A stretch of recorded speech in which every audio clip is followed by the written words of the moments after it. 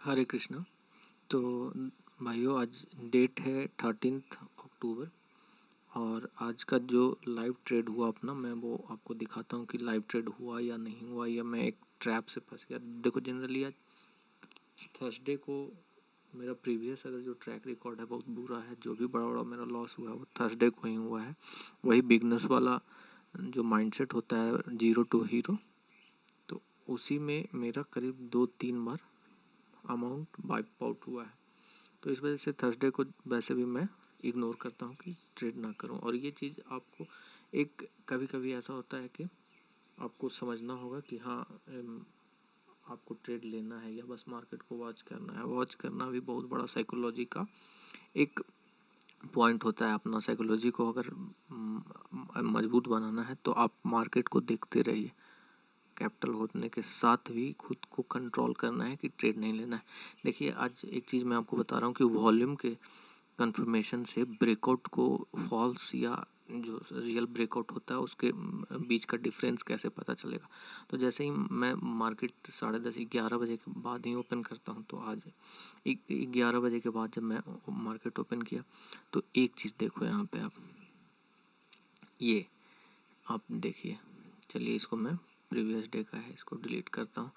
आप देखिए यहाँ पे पिवट पॉइंट में बाद में पिवट पॉइंट थोड़ा सा सपोर्ट रेजिस्टेंस के लिए थोड़ा काम आता है और आप भी यूज कर सकते हैं उसमें। अगर आप कहेंगे तो मैं बता दूंगा। जनरली आप लोग भी जानते होंगे क्या होता है नहीं होता है। जो देखिए 11 बजे के आसपास ये वाला इस रेंज को देखिए यहाँ पे एक सपोर्ट रेजिस्टेंस टाइप का एक जोन बन रहा है। ऐसा देखिए, इस जगह से देख रहे हो कितना 2-3 और पहले से भी है।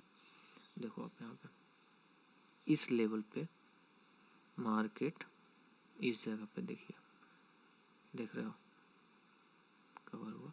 अभी भी उसका रिस्पेक्ट हो रहा है। देखिए यहाँ पे पहले आप देखो देखो यहाँ पे आकर के वापस जाना, यहाँ से ऊपर ना निकलना। तो यहाँ पे मेरे को लगा कि इस लेवल पे अपना कुछ एक यहीं पे दिख रहा था कि हाँ, ये देखो यहाँ पे थोड़ा सा और ये लेवल ऊपर आएगा। ठीक है, अब देखिए इतना एक रेजिस्टेंस या सपोर्ट जोन जो कहो वो दिख रहा था। तो जैसे ही मैं मार्केट ओपन किया तो 11:10 था शायद, हाँ 11:10 का ये कैंडल देखो है। इसको मैं अभी जूम करके आपको दिखाता हूँ। देखिए एकदम समझ में आएगा कि वॉल्यूम से क्या गेम होता है। देखिए 11:10 का कैंडल है, ठीक। 11:10 का कैंडल इस लाइन को ब्रेक किया। क्या हमें एंट्री बनाना चाहिए? तो मैं वेट कर रहा था कि अच्छा देखता हूँ आगे क्या होता है। नेक्स्ट कैंडल, इसका वॉल्यूम आप देखो, इसमें जो वॉल्यूम है प्रीवियस कैंडल से थोड़ा हाई है। अब जो नेक्स्ट है उसमें वॉल्यूम हाई हुआ, तो मेरे को लगा कि एक एंट्री यहाँ पे बनाना चाहिए। ठीक है, देखो इस लेवल पे आप यहाँ पे आप समझ रहे होगे। देखिए इस लेवल पे यहाँ पे देखिए इस लेवल पे मेरे को लगा कि एंट्री बनाना चाहिए। कारण वॉल्यूम भी कंफर्म कर रहा था। देखिए ट्रैप से आज बचा मैं यहाँ पे। वॉल्यूम प्रीवियस अगर कैंडल का वॉल्यूम देखेंगे तो इससे हाई है, मतलब कि ये उस चीज़ को कंफर्म करता है कि आपका जो ब्रेकआउट है वो सही है। ठीक, अब एक चीज़ दिमाग में क्या कौंधा कि ये कहाँ पे है। जैसे ही मैं ऑप्शन प्राइस देख रहा था तो ये देखो 17,000 का एकदम एग्जैक्ट 17,000 पे। अब समझो, अब यहाँ पे दिमाग यही चीज़ जो है आपको डेवलप करना है, एक्सपीरियंस है। 17,000 का लेवल है, ब्रेक होना थोड़ा सा खुद में वो सपोर्ट और खुद में वो रेजिस्टेंस है, प्योर 17,000 का।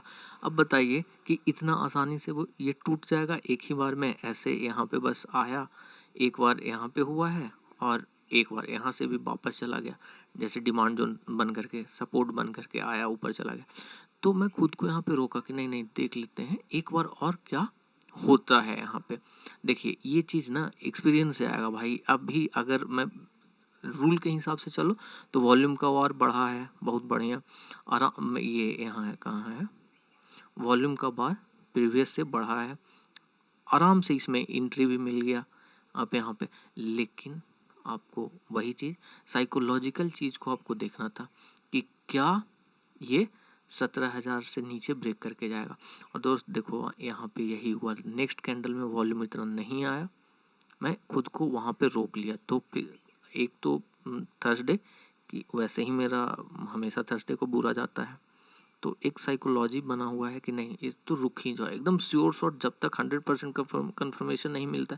यहाँ पे क्या था, एक वॉल्यूम का कंफर्मेशन मिल रहा था और एक ब्रेकडाउन था, ठीक। वॉल्यूम का मिल गया था, नियम के साथ हमें एंट्रीज में लेना था, लेकिन वही साइकोलॉजिकल फिगर था 17,000, तो मैं एंट्री नहीं लिया। और देखो हुआ भी यही, टाइम पास करके। अगर यहाँ पे आप ऑप्शन में एंट्री कर जाते, ठीक है, आपका स्टॉप लॉस यहाँ तक होता, तो स्टॉप लॉस अगर होता तो 37 पॉइंट का स्टॉप लॉस, मतलब 40 पॉइंट, कोई बहुत बड़ा चीज़ नहीं था ऑप्शन में। लेकिन आज थर्सडे था तो आपका प्रीमियम बहुत ज़्यादा डीके होता। फ्यूचर के लिए बहुत बढ़िया था, फ्यूचर आप शॉर्ट कर सकते थे, लेकिन ऑप्शन के लिए सबसे बुरा था ये, ठीक। अब देखो ब्रेकडाउन हुआ और गया है यहाँ तक। अब इसको अब पिवट पॉइंट से भी फिर मैं जब रुक गया तो दिमाग चलते रहता है क्या करना है नहीं करना है। अब देखिए आप यहाँ पे ये S1 था, सपोर्ट 1 था 17,008 का, ठीक ना। ये देखो इसको ब्रेक किया। अगर पिवट पॉइंट का स्ट्रेटजी आप पढ़े हो तो पिवट पॉइंट में यही है कि अगर ऊपर से आता है वो कोई भी स्टॉक या ऑप्शन ये इंडेक्स, तो उसका कैंडल अगर इसको ब्रेक करता है तो उसमें नहीं लेना है, उसके नेक्स्ट कैंडल अगर उसका लो ब्रेक करके जाता है तो आप इसमें एंट्री बना सकते हैं। बेस्ट अगर एंट्री चाहिए तो इसको रीटेस्ट का इंतज़ार कीजिए, जैसे ऐसे आया फिर ऐसे का, ठीक है। अब देखिए ये एंट्री बनता है, अब इसमें टारगेट यहाँ पे बनता है S1 से S2 तक, आया नहीं आया, ठीक है। एक तो हमारा ये पहले से ऑलरेडी रेजिस्टेंस बनाया हुआ है या सपोर्ट जो आप कह लें, तो इसको फॉलो किया है। यहाँ पे पिवट पॉइंट का काम करता है। अब देखो पिवट के हिसाब से अब आप लेते तो उसमें फंसने का ऑप्शन है। पिवट बहुत सही नहीं है, लेकिन हाँ आपको सपोर्ट एंड रेजिस्टेंस का मोटा मोटी एक आइडिया दे देता है। तो बेसिकली हमने अपना ट्रेड एग्जीक्यूट नहीं किया और मैं वेट करता रहा कि जैसा होगा आगे देखेंगे। अब देखो एक चीज़, आप मार्केट ओपन होता है उसके बाद लोअर लो देख रहे हो ना, लोअर लो और लोअर लो का फॉर्मेशन करके फिर दोपहर के बाद से ये अपना ट्रेंड देखो यहाँ से चेंज हुआ ना, साइडवेज टाइप का यहाँ पे बहुत देर तक इसी एरिया में काम करता रहा। तो एक चीज़ आप सोचो, सबसे पहले आपको कैपिटल प्रोटेक्ट करना है या फिर बस अपना कोई भी रैंडम एंट्री कर लेना है। देखो साइकोलॉजी को अगर स्ट्रॉन्ग करना है तो मार्केट मतलब आपके पास क्षमता होते हुए भी आप ट्रेड को मत लो। इनिशियल डेज में सबके साथ यही होता है कि चलो चलो कुछ भी ले।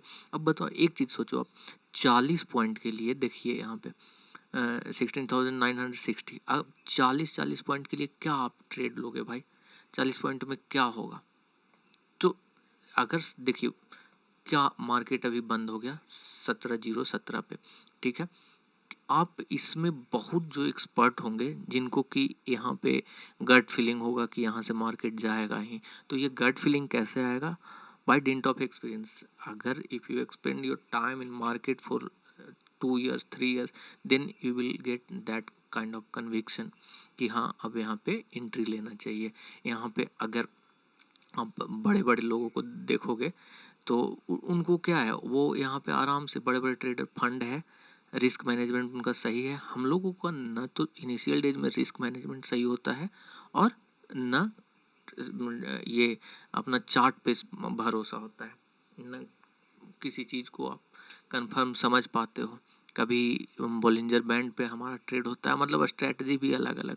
तो उस केस में अपने आप को कंट्रोल करना है। आज का मार्केट एकदम प्लेन था, कुछ थोड़ा सा ट्रेंड मिले तब तो कमाना है। जैसा कहा जाता है कि 70% साइडवेज होता है और बाकी का 30% ट्रेंडिंग होता है, या तो अपवर्ड या डाउनवर्ड। तो साइडवेज मार्केट में पहले सीखना है तो कैपिटल प्रोटेक्ट करना है, और नहीं तो सबसे ज़्यादा जो लॉस हम लोगों का होता है वो इसी तरह का मार्केट में होता है। और मैं कहूँगा कि थर्सडे को ना एकदम संयम से, अगर आप 2 लॉट में काम करते हो तो उसको 1 लॉट पे आ जाओ, क्योंकि थर्सडे को कुछ भी अनएक्सपेक्टेड होता है, बहुत बड़ा बड़ा मूव होता है, तो उसमें हाई रिस्क हाई गेन है। अगर आपका इंटेंशन इनिशियली यही है कि आपको शुरू से ही प्रॉफिट कमाना है तो भाई जीवन में कभी प्रॉफिट नहीं कमा पाओगे, क्योंकि ऐसा नहीं होगा, कभी नहीं होगा। तो बेस्ट ऑप्शन यही है कि आप पहले सीख लो इसको। सीखने के लिए प्रैक्टिस करो, 2 साल 3 साल जितना प्रैक्टिस करना है आप करो। बहुत से लोग ये पूछते रहते हैं कि कितना दिन ट्रेडिंग सीखने में लगता है। तो भाई अगर आपका हालात सही नहीं है, मतलब आपका मजबूरी है ट्रेडिंग सीखना, तो हार्डली 1 ईयर, 1 साल में आप अच्छे से ट्रेडिंग सीख जाओगे, हार्डली 1 ईयर। तो इसको बस प्रैक्टिस करना है। अगर पहले दिन से आपका इंटेंशन ये है कि आपको प्रॉफिटेबल बनना है, प्रॉफिट मतलब आप कमा के ले जाना है, उस दिन से आपका कहानी खत्म। आप मतलब ट्रेड नहीं कर रहे हो, एक तरह से सट्टा कर रहे हो। आप क्रिकेट में बेटिंग ना करके यहीं पे आप बेट कर रहे हो कि यहाँ से मार्केट ऊपर जाएगा। कोई लॉजिक होना चाहिए। अगर आपका सेटअप पे ट्रेड आता है, बहुत बढ़िया। आज देखो मेरा सेटअप पे कोई ट्रेड नहीं है, कोई देख लो यहाँ पे 1 रुपये का कोई ट्रेड नहीं है। कोई दिक्कत नहीं है यार, कल फिर से दिन आएगा, क्या दिक्कत है?